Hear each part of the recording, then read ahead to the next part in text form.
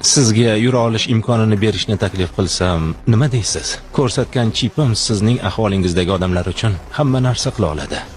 Axir falaj bo'lgansiz. Tana bilan miya o'rtasidagi aloqa uzilgan. Stem uni tiklaydi. Jarrohlik begona ko'zlardan uzoqda, uyimda o'tkaziladi.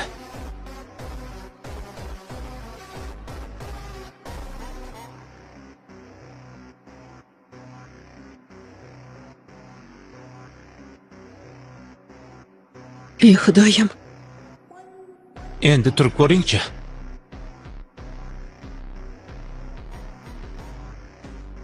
Buni sezdingmi?